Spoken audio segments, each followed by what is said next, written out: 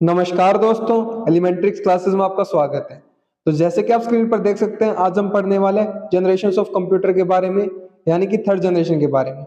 इससे पहले हम सेकंड जनरेशन, फर्स्ट जनरेशन की बात कर चुके हैं और introduction to generation of computer की बात कर चुके हैं, तो उन वीडियोस को भी आप जाकर देख सकते हैं। तो वीडियो को शुरू करने से पहले मैं आपको एक बात बता देना चाहता हूं कि हम कंप्यूटर फंडामेंटल सब्जेक्ट को कवर कर रहे हैं, तो इसकी सभी वीडियोस की प्लेलिस्ट आपको चैनल पर मिल जाएगी, आप देख सकते हैं। और भी सब्जेक्ट्स की प्लेलिस्ट आपको चैनल पर मिल जाएगी, वो भी आप देख सकते हैं, वो भी आपके लिए काफी यूजफुल रहेगी। तो शुरू करते हैं आज का टॉपिक, जो कि generation of computer, third generation. Generation का क्या मतलब होता है? पीढ़ियां, ठीक है। तो ये थर्ड जनरेशन की बात हो रही है, मतलब तीसरी पीढ़ी की बात कर रहे हैं हम। इससे पहले हम पहली और दूसरी पीढ़ी की बात कर चुके हैं, ठीक है। तो अगर थर्ड जनरेशन की बात करें तो थर्ड जनरेशन का जो दौर था वो कैसा, 1962 1964 से 1971 तक था, ठीक है।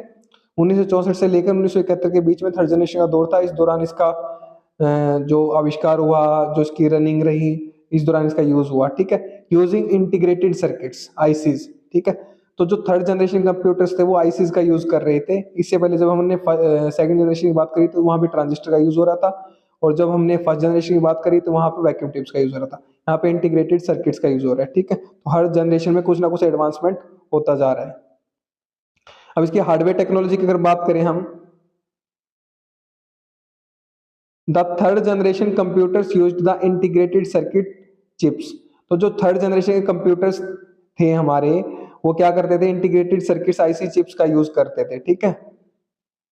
फिगर शोज आईसी चिप्स, ठीक है। जो फिगर है वो दिखा रहा है आईसी चिप्स को, ये देख सकते हैं आप पर, ये आईसी चिप्स है हमारी, इंटीग्रेटेड सर्किट्स है, क्लियर है। In an IC chip multiple transistors are placed on a silicon chip.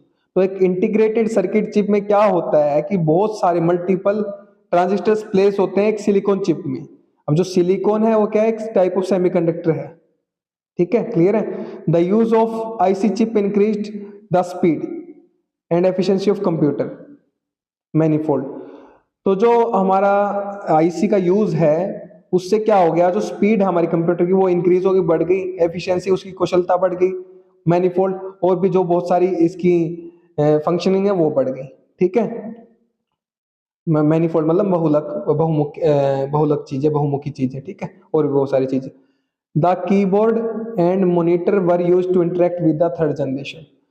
अब थर्ड जनरेशन की अगर हम बात करें तो थर्ड जनरेशन में कीबोर्ड एंड मॉनिटर का यूज हो रहा था इंटरेक्ट करने के लिए विद इन द कंप्यूटर, ठीक है, instead of the punch card and printouts. Punch card और प्रिंट आउट्स की बजाय कीबोर्ड और मॉनिटर का यूज हो रहा था इनपुट एंड आउटपुट के लिए। इससे पहले अगर हम बात करें, सेकंड जनरेशन की बात करें या फर्स्ट जनरेशन की बात करें, तो वहां पे पंच कार्ड का यूज हो रहा था इनपुट के तौर पर, और प्रिंट आउट्स का यूज हो रहा था आउटपुट के तौर पर। यहाँ पर कीबोर्ड का यूज होगा इनपुट के तौर पर, मॉनिटर का यूज होगा आउटपुट के तौर पर, क्लियर है। ओके, हार्डवेयर टेक्नोलॉजी हमने देख ली। अब देखते हैं, ये हमने इसकी इमेज देख ली, फिगर देख लिया, कैसे कैसे हमारी आईसीस दिखती है, ठीक है। अब सॉफ्टवेयर टेक्नोलॉजी की बात करते हैं कि थर्ड जनरेशन में सॉफ्टवेयर टेक्नोलॉजी कैसी थी हमारी। The keyboard and the monitor were interfaced through the operating system. तो जो कीबोर्ड और मॉनिटर वो इंटरफेस एक दूसरे से इंटरफेस कैसे करेंगे? एक ऑपरेटिंग सिस्टम की मदद से ही करेंगे ना।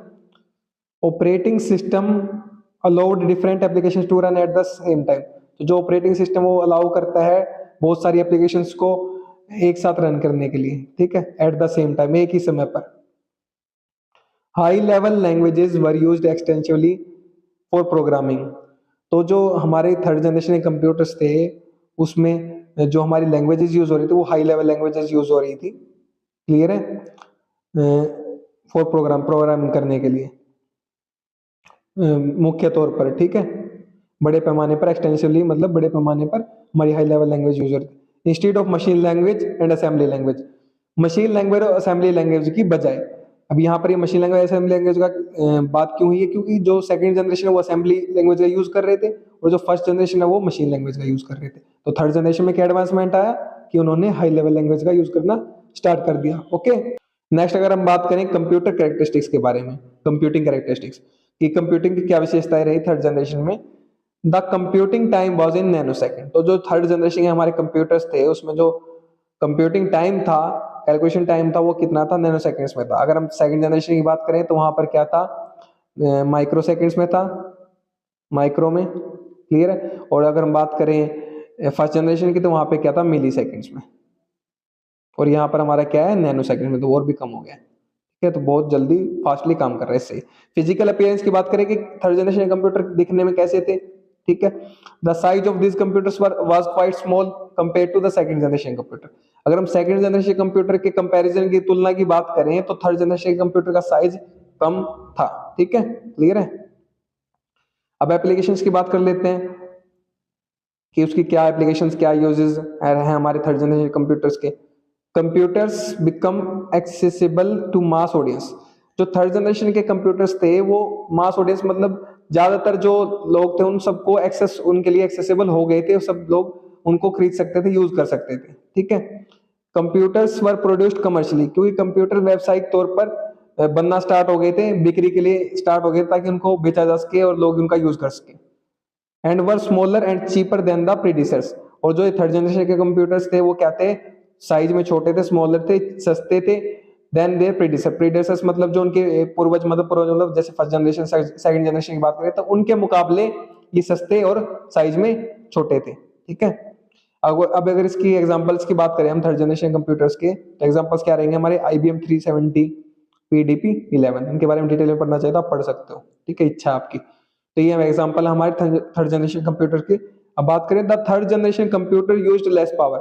जो थर्ड जनरेशन कंप्यूटर्स थे वो कम पावर का यूज करते थे, कम बिजली का यूज करते थे, एंड जनरेटेड लेस हीट, और कम गर्मी पैदा करते थे then the second generation computers, second generation computers की तुलना में। ठीक है, the cost of the computer reduce significantly.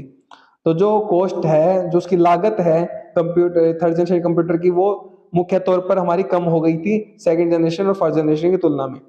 As individual components of computer were not required to be assembled manually, क्योंकि हर एक कंपोनेंट कंप्यूटर को, जो कंप्यूटर का हर एक कंपोनेंट है उसको मैनुअली, मोटे तौर पर कहें तो मैं फिजिकली, जिसे हाथों से बाय हैंडमेड उसको असेंबल करने की जरूरत नहीं थी। ठीक है, the maintenance cost of the computer was also less than compare to their predecessors. तो सिंपल सी बात कही गई है, जो उसका मेंटेनेंस कॉस्ट है, उसकी देख रेख देखभाल करने का जो कॉस्ट है, वो जो पुराने अगर कंप्यूटर्स की बात करें, जो जैसे कि सेकंड जनरेशन या फर्स्ट जनरेशन की तुलना में, तो वो कम हो गया था थर्ड जनरेशन में। ठीक है, तो ये हमारा क्या था, थर्ड जनरेशन के बारे में जानकारी दी, हार्डवेयर, सॉफ्टवेयर, कंप्यूटिंग एप्लीकेशन। ठीक है, और फिजिकल अपीयरेंस कैसे, एग्जांपल, सब कुछ हम देख चुके हैं। उम्मीद करता हूं कि आपको समझ में आ गया होगा। तो पढ़िए और पढ़ाइए, अपने दोस्तों के साथ शेयर कीजिए वीडियो को, ताकि उनकी भी हेल्प हो सके। अगर आप शेयर कर रहे हैं तो आप उनको पढ़ा रहे हैं, मैं नहीं पढ़ा रहा, आप उनकी हेल्प कर रहे हैं, मैं नहीं कर रहा।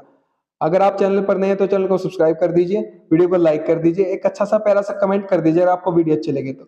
और हाँ, अगर आपको इसके नोट्स चाहिए तो वीडियो के नीचे डिस्क्रिप्शन में आपको नोट्स के लिए लिंक मिल जाएगा, वहां से आप नोट्स को एक्सेस कर सकते हैं। मेरे साथ वीडियो में अंत तक बने रहने के लिए धन्यवाद।